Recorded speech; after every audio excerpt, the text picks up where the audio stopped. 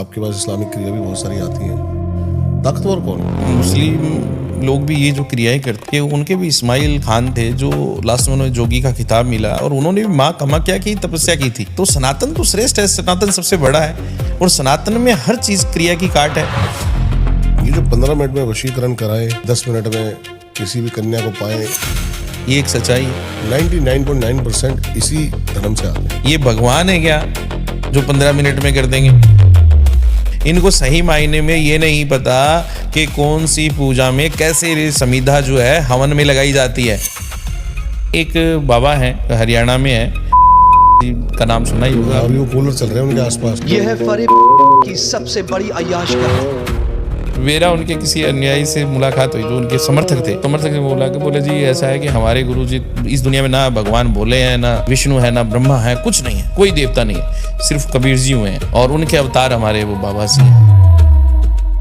Case बताइए foreign का जो इतना ही वास हो और इतना ही बड़ा हो और जिसमें आपको भी बहुत सारे जोखिम उठाने पड़े। मॉरिशस से मेरे पास एक केस आया था, तो उनकी नई विवाहित बहू थी। अब हुआ क्या कि दिन प्रतिदिन उस लड़की का व्यवहार जो है घर में चेंज होना शुरू हो गया। गुरुजी मुझे ये पति जो थे ना एकदम दुश्मन की तरह लगते थे कि जैसे इंसान कोई शोषण करने आता है ना, नजदीक बैठ गया तो मुझे यूं लगता था कि इस बंदे ने मेरा कर देना है।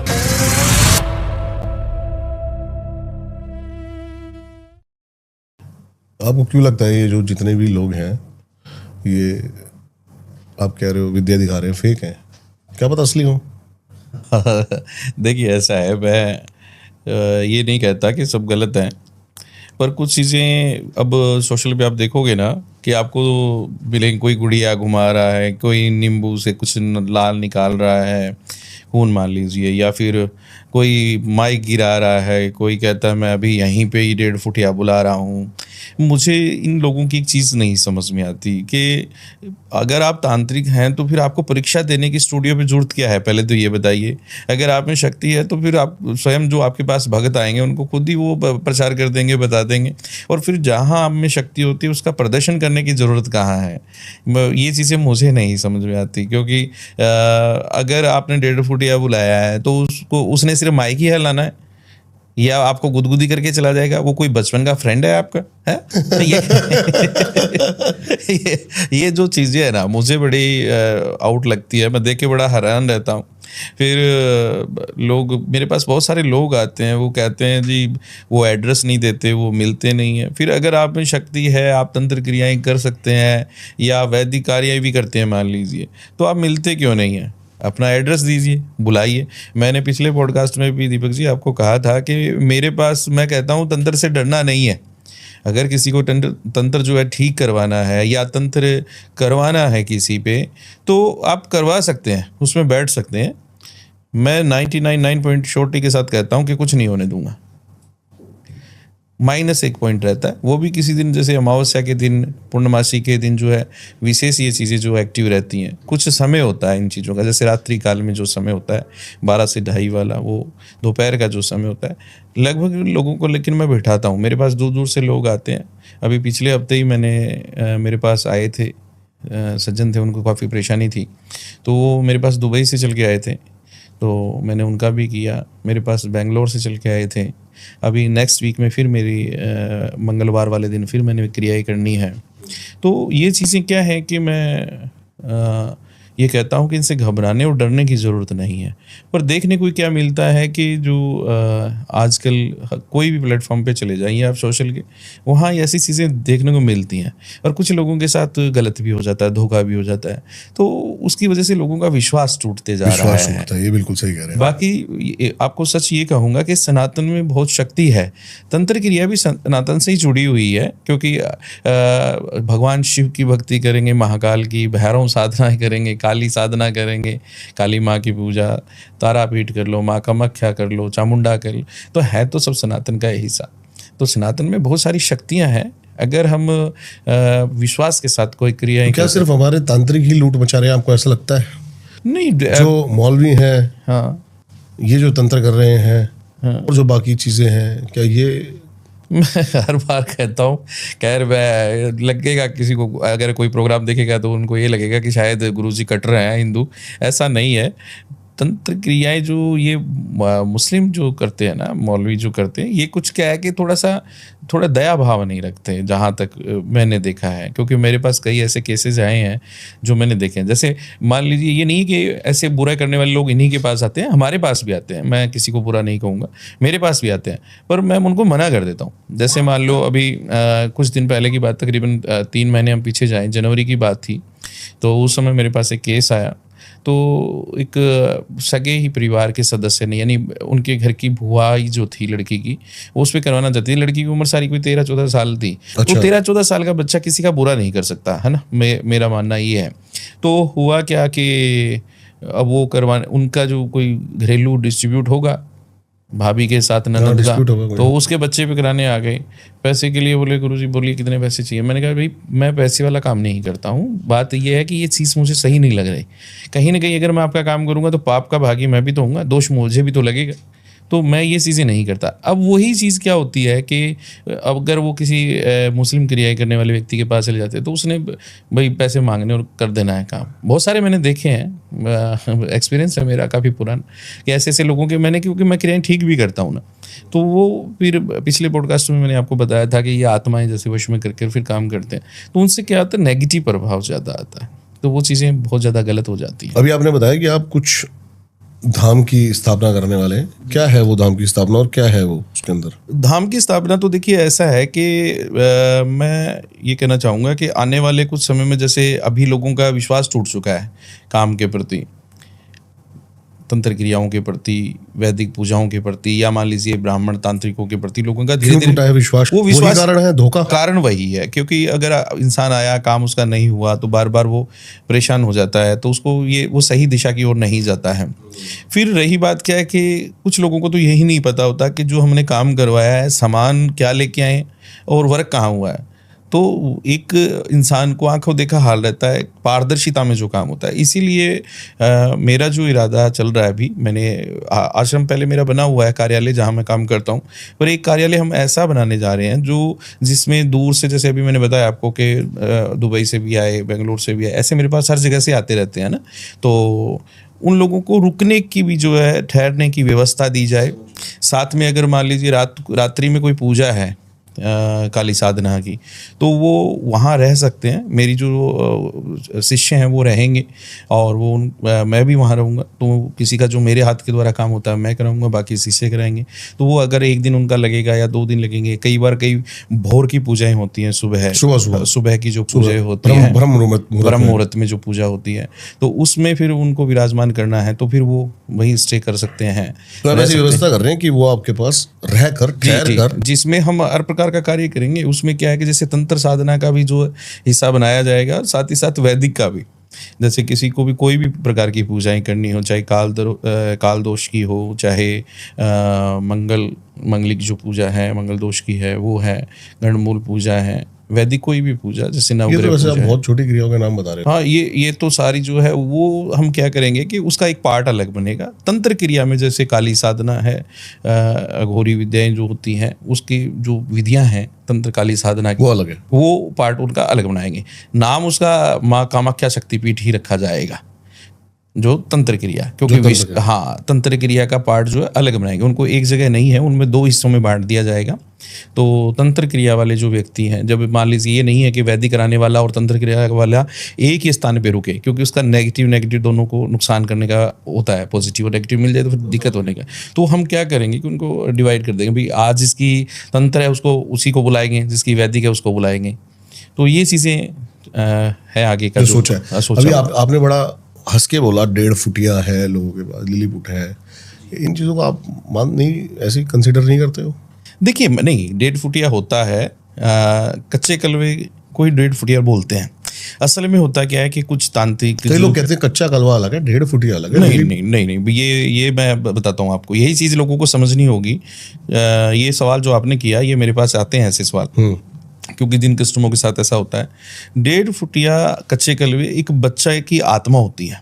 जो कुछ बच्चे जो ऐसे आते ही दुनिया में चले जाते हैं, उन बच्चों की आत्माओं को वश में कर लेते हैं तांत्रिक, उसे कच्चे कलवे बोलते हैं। ओके। क्या होता है कि भगवान ने हमारी आयु लिख के इस संसार में भेजा है, और किसी अनिष्ट प्रभाव से ऐसे तो जन्मने के बाद में भी बच्चे चले जाते हैं, लेकिन उनकी आयु उतनी रहती है जो नॉर्मल तरीके से चले गए। अगर किसी को जैसे मान लीजिए कोई जन्म लेने के पश्चात किसी के साथ कोई घटना घटी, कोई बच्चा बड़ा है, 2 साल का है, 5 साल का है, कोई उसके साथ पीड़ा हो गई, तो क्या होता है कि 10 साल से जो नीचे बच्चे होते हैं उनको दफनाते हैं, तो उनका संस्कार नहीं होता, तो वो क्या होता है उनको वश में कर लेते हैं तांत्रिक, उनकी आत्माओं को, उनकी वो निकाल के अस्थियां निकाल के आत्मा को कटा खोल के निकाल के वश में कर लेते हैं।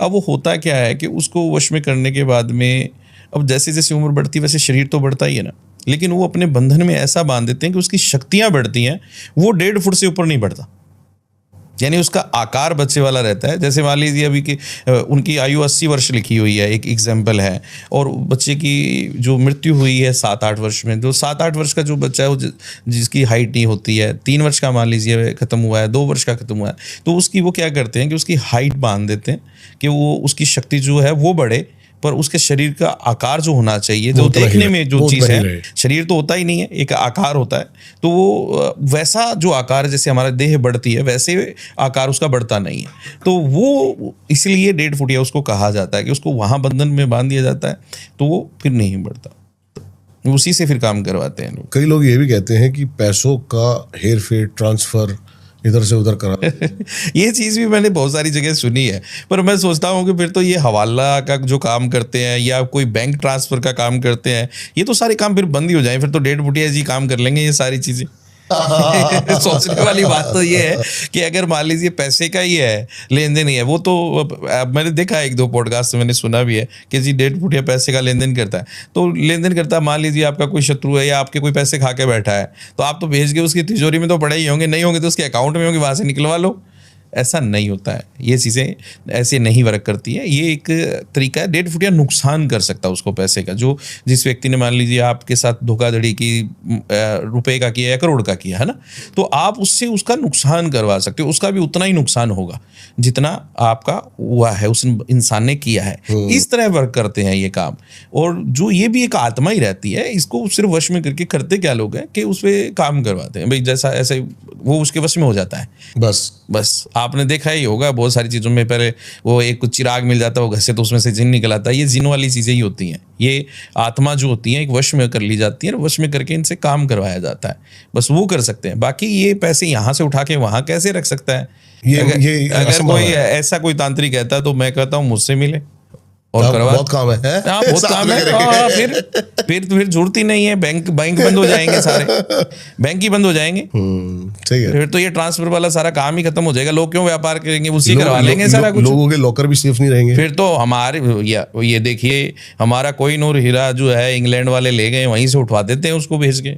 काम तो करता ही है वो वर्क तो करता ही है। अगर वो पैसे ला सकता तो वो तो हीरे भी ले आएगा। बिल्कुल सही कह रहा है। नहीं, ऐसा नहीं है, नुकसान करता है, नुकसान करवा सकता है वो उसका जितना। ये एक दुश्मनी के लिए यूज होने वाली चीजें होती है। मैं आपको असल बात है, जैसे मान लीजिए किसी के साथ कोई गलत हुआ है और इंसान कहता है मैंने भी गलत करना है, या फिर कोई इंसान ऐसे भी होते हैं भाई मेरी इस बंदे से नहीं, ये क्यों आगे बढ़ रहा है, इसको नुकसान हो जाए, तो उसके लिए ये चीजें यूज होती हैं।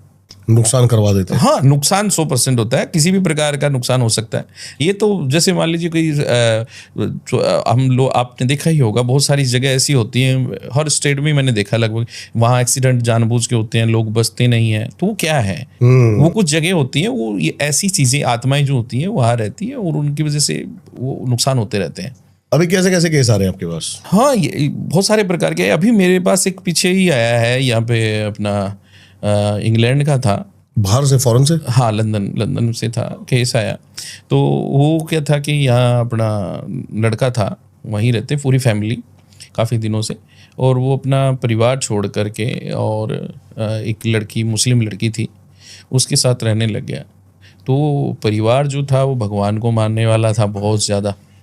तो उनके माताजी ने मुझसे बात की थी, बोले गुरुजी एक ही एक बेटा है और बहुत कुछ कमाया, घर छोड़ा, सब कुछ छोड़ दिया, ये सोचा था कि बच्चे का भविष्य बेहतर होगा और बच्चा जो है बुढ़ापे में सहारा बनेगा। अब कंडीशन ये है कि आज 70 वर्ष की आयु है और बेटा जो है घर छोड़ के चला गया है। तो किसको कोसें? या घर तो छोड़ के क्यों चला गया लेकिन? वो ऐसा था कि वो काफ़ी भगवान की कृपा था उन पे बनी, मतलब उनके स्टोर हैं, काम कारोबार है, उनके पंप वगैरह भी है वहाँ पे, तो पैसा खूब था लड़के के पास, और लड़की ने उस पर ना वशीकरण करवाया। किसी लड़की ने? पाकिस्तानी लड़की थी, मुस्लिम है, मुस्लिम लड़की थी, तो वो करवा दिया। अब वही चीज़ बता रहा हूँ, तो वो पैसे के लोभ लालच में कर दिया, या चलो ईश्वर जाने उसकी आत्मा, मैं अब ज़्यादा क्या कहूँ, पर कर दिया, लड़का उनसे दूर हो गया। अब उसकी माता जी से जब मेरी बात हुई तो कहने लगे कि गुरुजी सब कुछ त्यागा, परिवार को भी त्यागा, इतनी दूर बैठे तो अपनों से भी मिलना बड़ा मुश्किलों से हुआ, सब कुछ छोड़ा बच्चों के लिए, सिर्फ बच्चे के लिए। सोचा था कि भविष्य में बुढ़ापे में जाके मेरा सहारा बनेगा, और आज ये घर छोड़ के चला गया। तो आज ये मैं अपने आप को ही कोसती हूँ कि, या भगवान को कोसती हूँ कि आपने कोई गलत किया या क्या नहीं। फिर बोले आपका पता चला, तो मेरे से पहले भी खैर उन्होंने एक दूसरे से पता किया था, तो काम करवाया, वर्क नहीं हो पाया, उनका काम पूरा नहीं हुआ। उनको पता चला कि आप उनको किसी ने रेफरेंस दिया होगा या देखा होगा, पता नहीं, मुझे नहीं पता। तो मेरे पास आए थे, तो फिर जब मेरी बात हुई उनसे तो सारी उन्होंने व्यथा बताई। सबसे पीड़ा वाली बात क्या थी, उन्होंने कहा कि गुरुजी हम हिंदू हैं, सनातनी हैं, और हमारे घर में भगवान का नाम जब चलता है तो हम दूसरे धर्म एक्सेप्ट नहीं कर पाएंगे। चलो ठीक है, लड़का लड़की चाहते हैं, मैं इस वे में नहीं जाना चाहती कि भाई क्या किया किसी ने किया, नहीं, चलो लड़की ने किया नहीं किया मुझे नहीं पता, मेरा बेटा चला गया। अब मेरा बेटा अगर मेरे पास आता है तो उसको रखना चाहेगा तो रख सकता है, पर हम किसी और धर्म की लड़की होती तो चलता, हम मुस्लिम को एक्सेप्ट नहीं करेंगे। किसी और जाति की होती तो चलता, धर्म एक्सेप्ट नहीं करेंगे। नहीं, वो उन्होंने खास करके ये कहा कि वो मैं मुस्लिम धर्म से नहीं लड़की लेके आऊंगी, ये उनकी पीड़ा हो सकती है, मुझे नहीं पता भाई। मैं इस धर्म से, मैंने उनको समझाया था कि चलो धर्म तो इंसानों ने बनाए हैं, जाति पाति भी इंसानों ने बनाई है, आजकल समय बदल चुका है, समय बदल चुका है, लोग कर रहे हैं, नेता अभिनेता सब करते हैं, चलता है। पर उसने कहा कि नहीं गुरुजी जो मर्जी हो जाए, हम यहाँ कोऑपरेट नहीं करेंगे। हिंदू धर्म में चाहे किसी भी कास्ट में होती लड़की हम एक्सेप्ट करते, लेकिन उनका भगवान को मानने का जो तरीका है, उनका रहने सहने का तरीका हमारे साथ मैच नहीं करता। तो फिर उनका मैंने काम किया, खैर काम चला, 40 दिन काम उनका हुआ।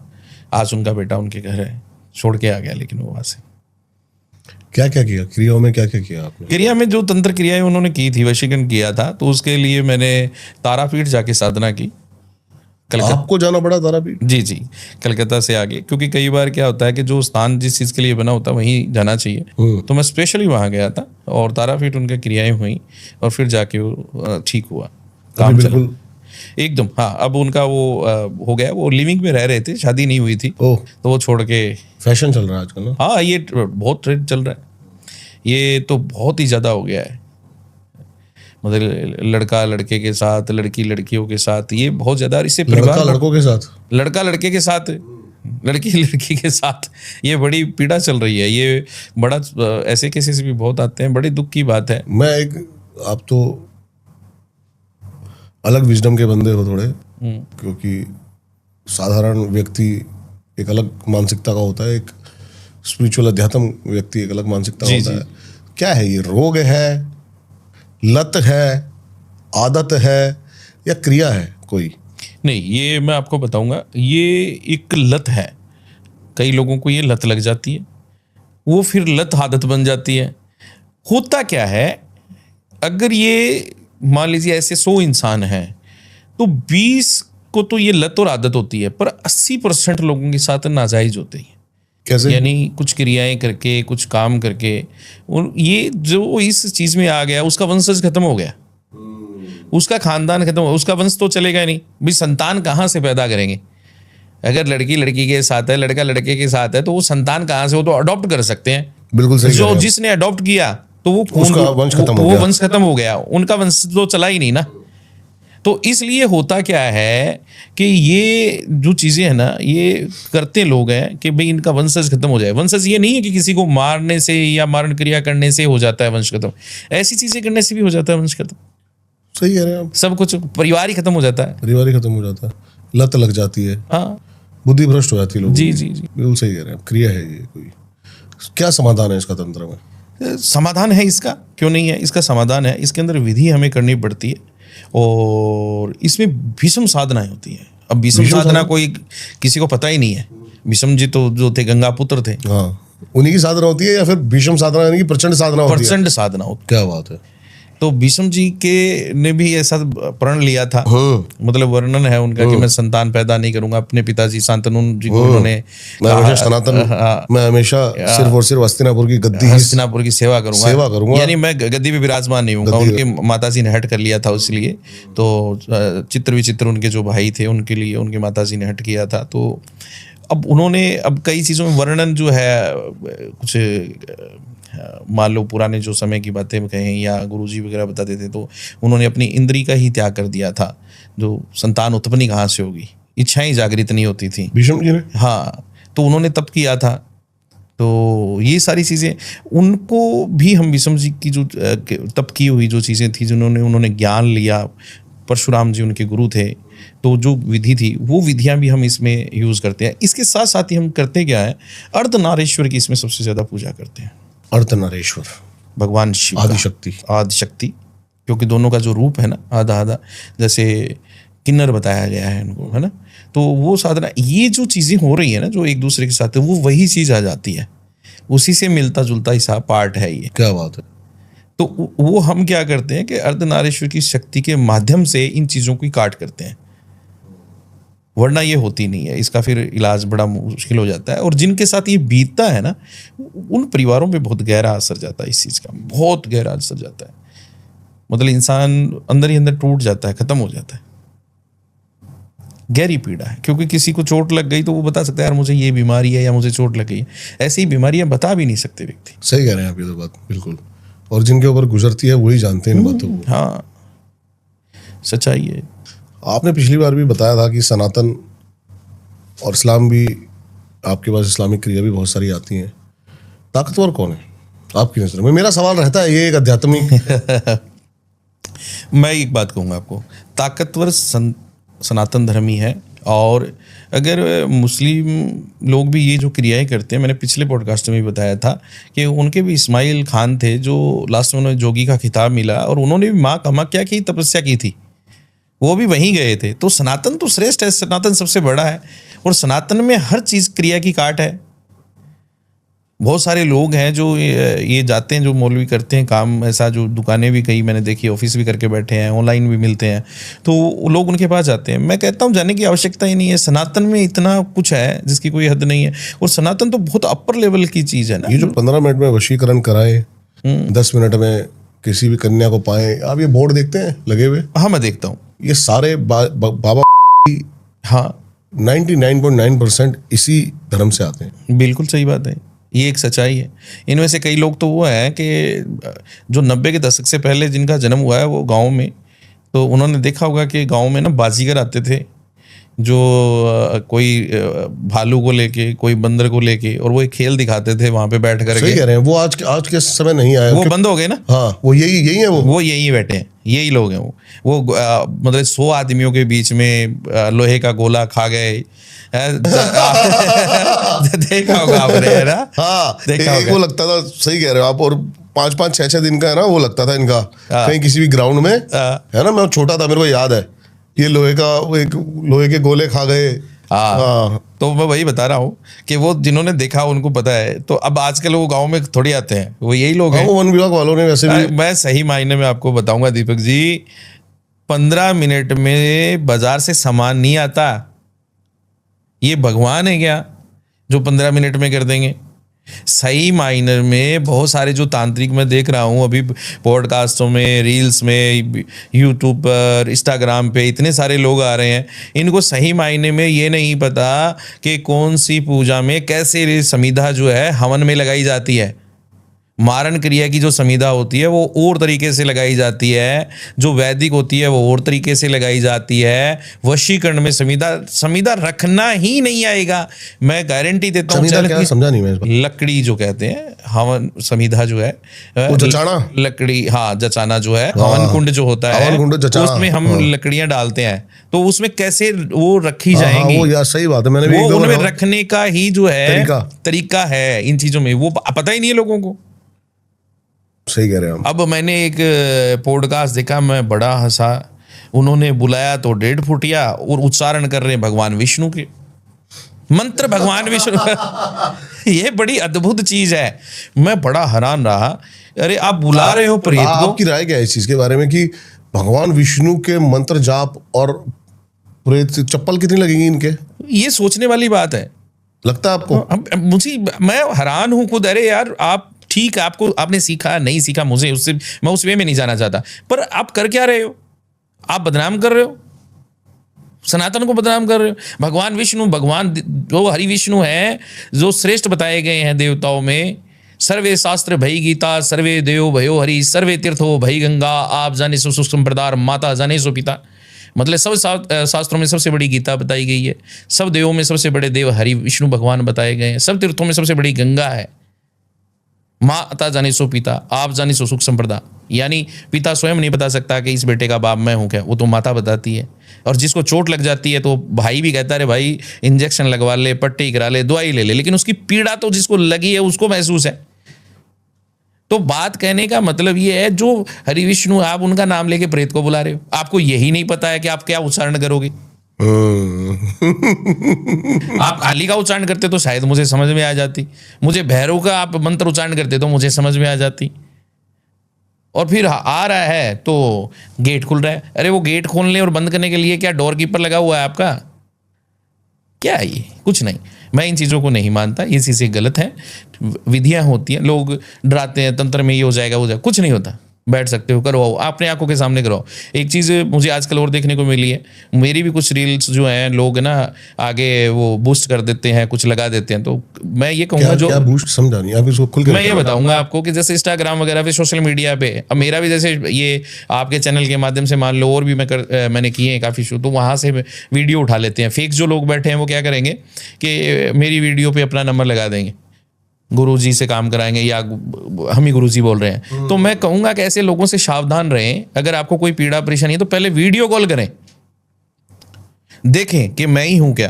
तो मैं तो अपील करूंगा, जो भी भक्तजन है जिनकी कोई समस्या संकट परेशानी है, वो एक बार वीडियो कॉल करके जरूर देखें कि भाई सेम यही इंसान को हमने कोई पैसा दिया है या काम दिया है। क्योंकि ऐसे बहुत सारे लोग फ्रॉड कर रहे हैं, गलत कर रहे हैं। ऐसा नहीं होना चाहिए।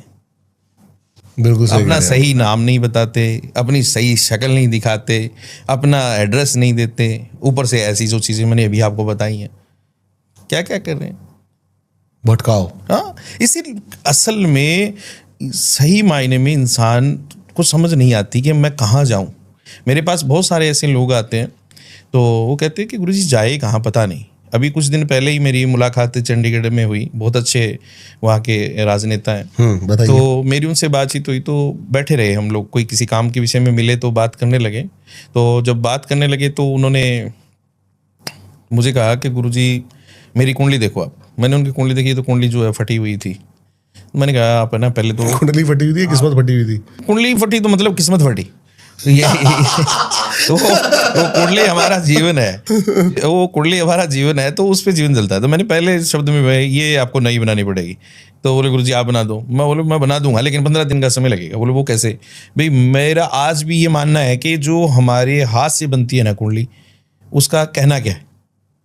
आज कंप्यूटर में आप निकाल सकते हो, 5 मिनट में आप जन्मपत्री निकाल लोगे, लेकिन जो हाथ से बनती है ना कुंडली, वही मानी गई है। ब्राह्मण के हाथ लगें, आपके कर्म लिखे जाते हैं, आपकी कर्म, आपकी जो जीवन है ये उस पर निर्धारित होता है। तो वो एक ब्राह्मण के हाथ वाली चलती नहीं है। नहीं चलती, क्यों नहीं है? वो तो कोई भी निकाल ले आजकल। तो उस पर आजकल हिंदी में भी लिखा हुआ आता है, इंसान घर में भी पढ़ सकता है। ये दशा आएगी तो क्या माहौल रहेगा। लेकिन नहीं, वर्णन हम लोग कोई भी कर सकते हैं उस चीज़ का, पर उसका हल नहीं कर सकते। तो वो चीज़ है, मेरा मानना ये है कि जो मैं तो आज भी हाथ वाली कुंडली बनाता हूँ। हाँ, तो वो चीज़ें मैं क्यों बता रहा हूँ कि बहुत सारे ऐसे जो फेक लोग बैठे हैं, वो सही दिशा से लोगों को भटकाते हैं, वो मार्गदर्शन नहीं कर पाते और इंसान को समझ में नहीं आता कि मैं जाऊं कहां, जाऊं कहां। बात ये है ना। और जब तक आप सही मार्ग पे नहीं पहुंचोगे, मंजिल पे पहुंच नहीं सकते, तो भटकोगे ही सुनिश्चित ही। लेकिन क्या करें, भटकाव इतना ज्यादा है ना कि इतने सारे नकली नोटों में असली नोट की पहचान बस बस बस ऐसे उठा के देख रहे कुछ ना आने वाले समय में जरूर कुछ ना कुछ अच्छा होगा, होते जा रहा है धीरे धीरे, और हो जाएगा। और कोई केस बताइए आप। हाँ केस तो बहुत सारे आते रहते हैं, क्या बताऊँ आपको, बहुत सारी मजा आता है आपके मुंह से सुनने में ना मेरे को। धन्यवाद। बहुत सारी समस्याएं, संकट जीवन है, ये चलता ही रहता है, बहुत सारा आता रहता है। ये अभी भी कुछ ही क्षण पहले एक परेशानी और आई थी मेरे पास में। वो थे भाई साहब, महाराष्ट्र से थे, तो मुंबई में उनका कारोबार था, बहुत अच्छा कारोबार था, पर एक घरेलू हिंसा जो थी ना, उनको इतना नुकसान कर गई कि जैसे विवरण ये था उसका कि उनकी धर्मपत्नी, उनके बीच में कुछ झगड़ा हुआ, तो दोनों अलग अलग हो गए। अब धर्मपत्नी जी जो थी, उन्होंने अपनी माताजी को ये बात तो कहनी थी। माताजी ने ऐसा सहयोग किया कि उन्होंने ये नहीं देखा कि मेरी बेटी का घर है या मेरे नाती नातन है, जो बच्चे हैं, दोहिता दोहिती भी कहते हैं, वो हैं, तो उनको कष्ट होगा।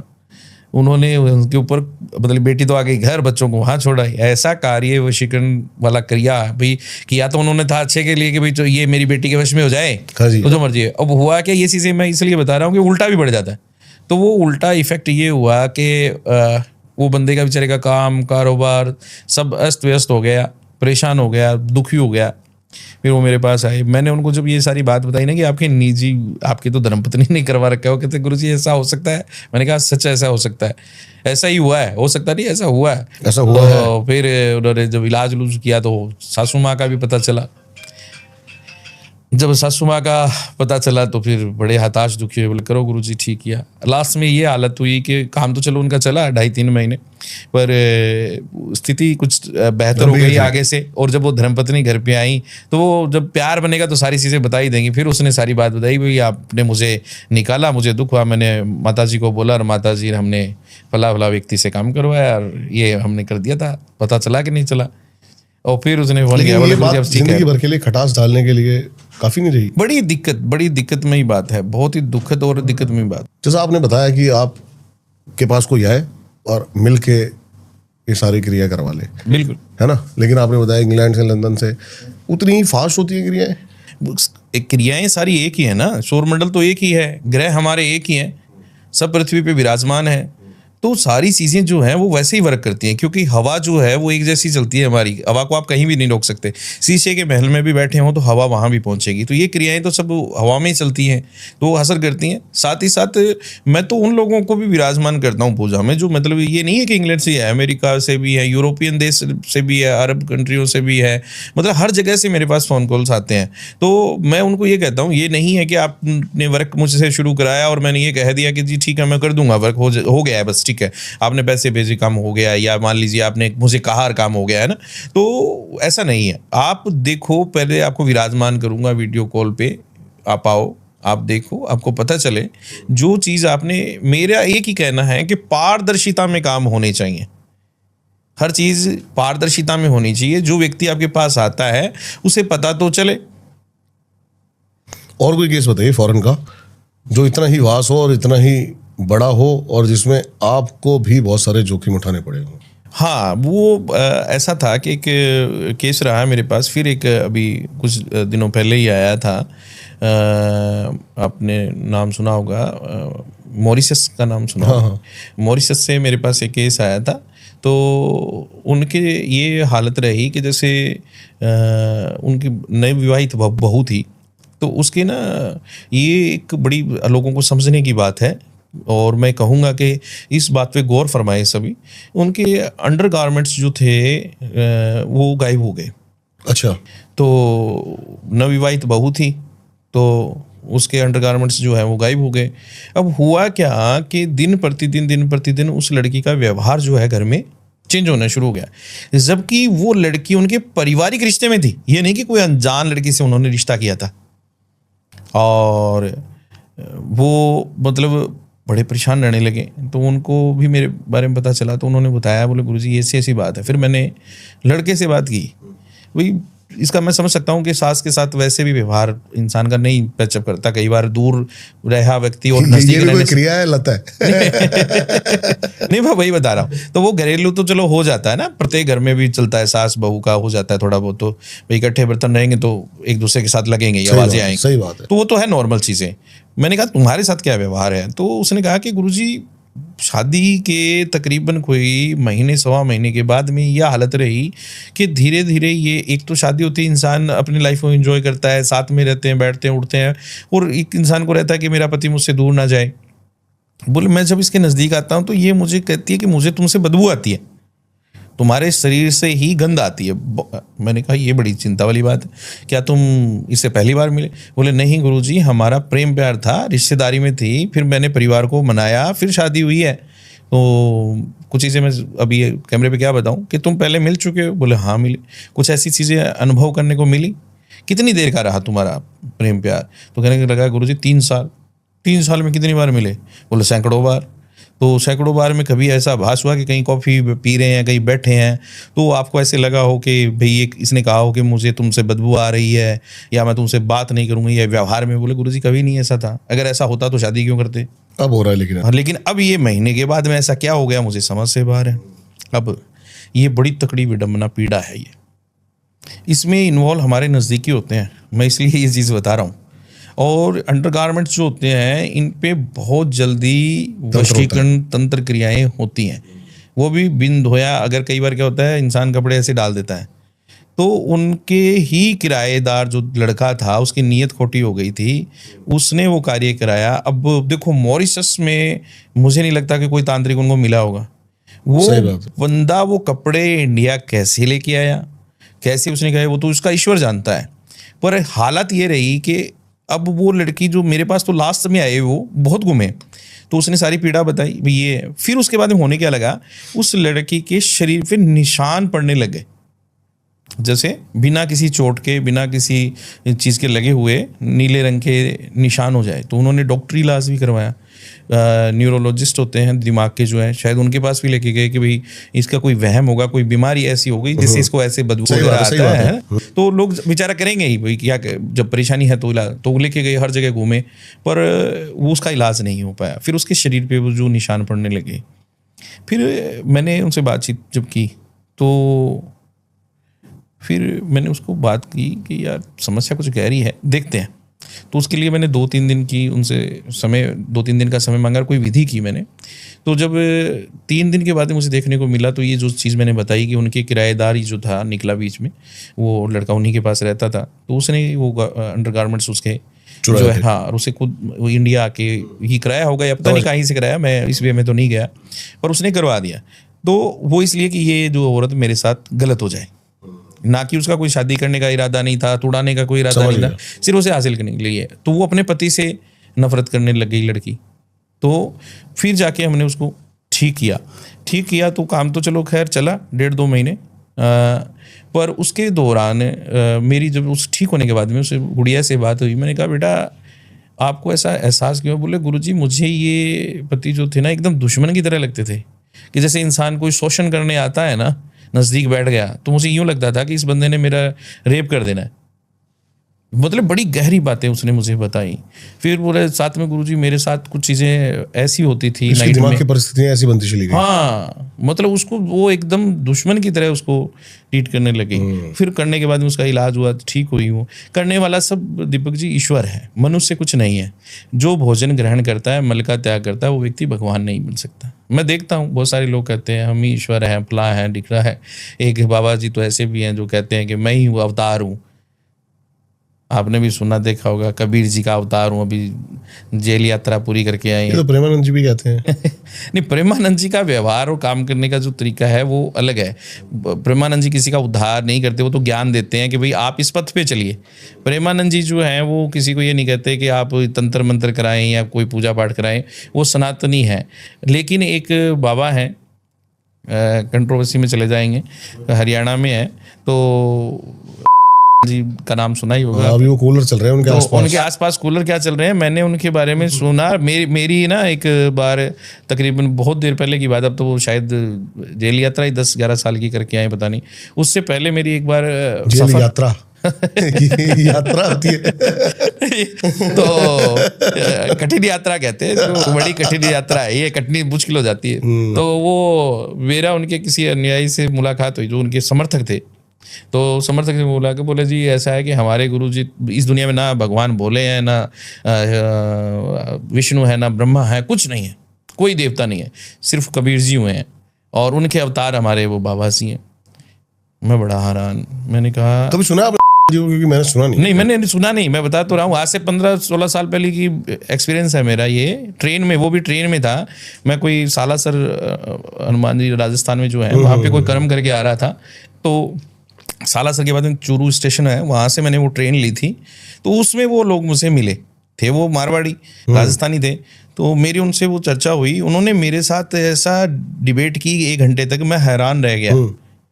तो ये जो चीज़ें होती है ना, मैं ये कहता हूँ कि ईश्वर कोई नहीं है, भगवान तो निरंकार है, नीरपलस आकार, भगवान का कोई आकार नहीं है, जैसा जिसने चाहा देखा वैसा बन गया, मूर्त दे दी उसको।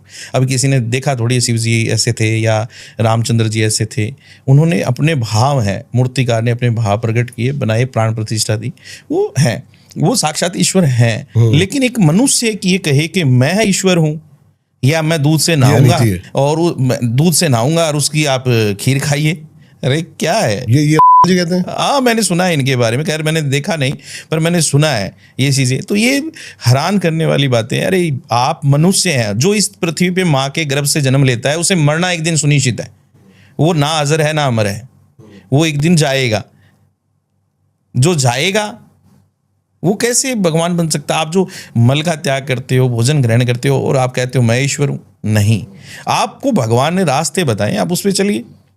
भक्ति भावना से मन अगर शुद्ध हो तो प्रत्येक कार्य हो जाते हैं। बिल्कुल सही। श्रद्धा में बड़ी शक्ति है और भगवान साक्षात विराजमान है, ये हम मान सकते हैं। अब 2013 के अंदर बादल फटा केदारनाथ में, हजारों लाखों लोग मर गए, जिस कदर वो पीछे से ले आई, इतना बड़ा पहाड़ कहाँ से आया और आके वहीं क्यों रुका और वही क्यों बचा, और वही क्यों बचा? तो ये बताती है शक्ति है। जगन्नाथपुरी में आप जाओ तो हवा के विरुद्ध जो ध्वजा फहरा रही है, तो वो क्या दर्शाती है? अगर मंदिर की गुंबज के ऊपर कोई भी एक पंछी नहीं बैठता है, प्लेन नहीं निकलता है, अगर मंदिर की दहलीज से आप बाहर रहते हो, समुद्र की आवाज़ें आती हैं, एक कदम अंदर रखते ही नहीं आती हैं, 12 साल बाद में ब्लैकआउट होता है, सारे शहर की बत्तियां बंद कर दी जाती, बहुत कुछ विवरण है उनका प्रसाद जब बनता है तो सबसे ऊपर वाली जो हंडी होती है उसमें पहले पकता है, नीचे वाली में बाद में। तो ये दर्शाते हैं ईश्वर है इस संसार में, भगवान है, लेकिन एक मनुष्य भगवान नहीं बन सकता। मुझे बड़ी इन चीज़ों के बारे में ना बड़ा होता है कि यार क्या लोग किस तरफ चले गए हैं। अब कोई सुबह पहले बैठ जाता है गद्दी पे, माता जी आ गई मुझ में, जवान निकाली, नाड़ घुमा रहे हैं, और किसी में हनुमान जी, बहुत सारे दरबार चल रहे हैं हर बार। हाँ, तो दरबार चलते हैं। अब भगवान जी की शक्ति आप अपने शरीर में कैसे धारण कर सकते हो भाई? आप कलयुग में जी रहे हो, ना चाहते हुए भी कितना भी बड़ा भक्त क्यों ना हो, कितना ही बड़ा संत क्यों ना हो, काम क्रोध मोक्ष, काम क्रोध जो है कुछ घड़ी के पल के लिए दिमाग में आए बगैर रहते नहीं।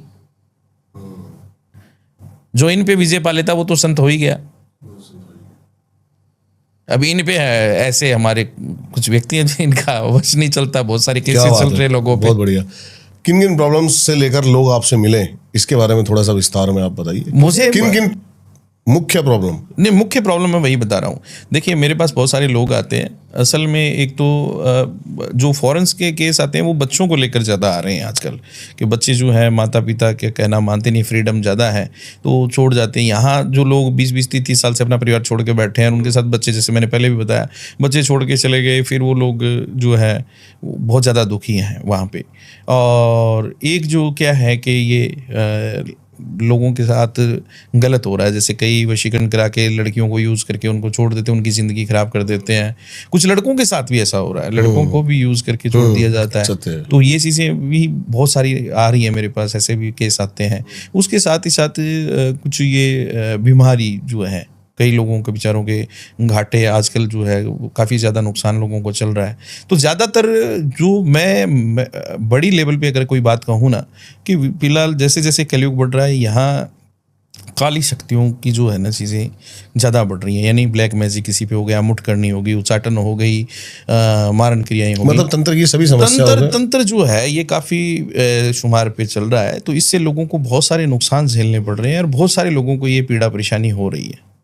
ऐसी समस्याओं से आप निजात दिला सकते हैं लोगों को? हाँ, मैं तो ये कहता हूँ आप भगवान पे विश्वास रखिए, और अगर आप मेरे तक आते हैं तो मैं हर हालत में ये कोशिश करता हूँ कि मैं 99 पॉइंट उसका हल करता हूँ, क्योंकि मैं 100 किसी को भी नहीं कहता। कारण क्या है कि 100 कह दिया तो फिर तो ईश्वर बन गए, हम ईश्वर नहीं हैं। बहुत ही धन्यवाद आपका आने के लिए, बहुत ही मजा आया आपसे बात करके। आई होप ये पॉडकास्ट उतना ही प्यारा आपको भी लगा हो। इनकी सारी डिटेल्स आपको मिल जाएंगी डिस्क्रिप्शन में, जरूर जाके इनसे कनेक्ट करें। मिलता हूं किसी और पॉडकास्ट में। इस पॉडकास्ट का सबसे बेस्ट पार्ट क्या था हमें जरूर कमेंट करके बताएं। लाइक, शेयर एंड सब्सक्राइब, जिसने अब तक सब्सक्राइब नहीं किया जरूर करें ऐसे आने वाले कंटेंट के लिए। मिलता हूं किसी और पॉडकास्ट में। नमस्कार।